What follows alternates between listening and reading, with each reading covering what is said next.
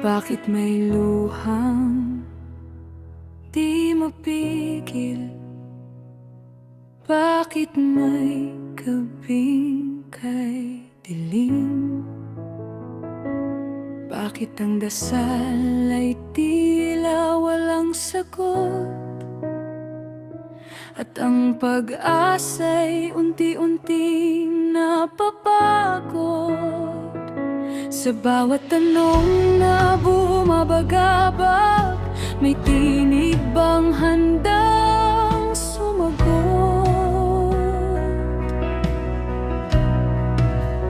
Bakit may sakit at may pagdurusa?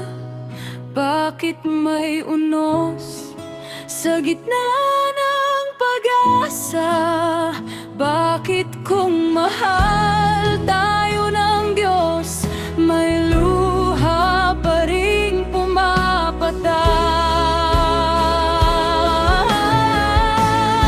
Ngunit sa bawat bakit na ating sambitin, naroon siya, tahimik mang kapiling. Hindi lahat ng sagot ay agad makikita, ngunit ang pag-ibig niya'y hindi nawawala.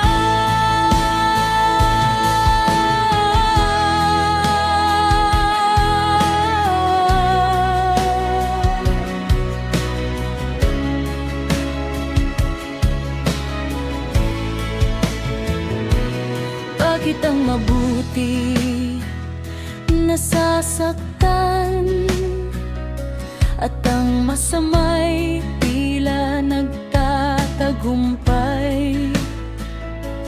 Bakit may batang walang tahanan, may nagugutom, may naliligaw? Kapag ang puso'y halos sumuko, may pag-asa pa bang naghihintay?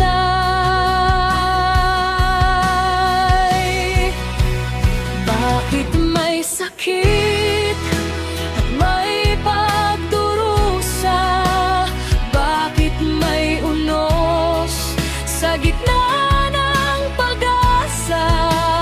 Bakit kung mahal tayo ng Diyos, may luha pa ring pumapatak?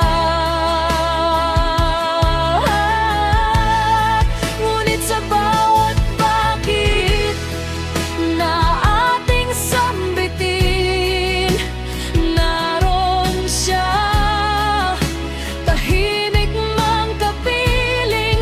Hindi lahat ng sagot ay agad makikita, ngunit ang pag-ibig niya'y hindi nawawala. Hindi kasalanan ng magtanong, pati mga banal ay naghanap ng tugon. Maging si Jesus sa krus ay dumaing, ngunit sa Ama'y patuloy na nanalig. Sa gitna ng dilim, siyang ilaw. Sa gitna ng unos, siya ang tanglaw.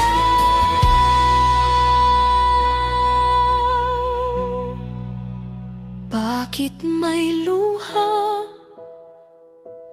Dahil marunong tayong magmahal.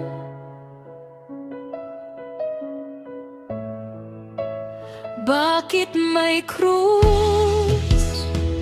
Upang matutong magmahal ng tunay. Bakit may bukas? Dahil may Diyos na tapat. Sa bawat bakit na ating dinadala, unti-unti niyang binubuksan ang landas at lahat ng bakit ay magiging salamat, Panginoon.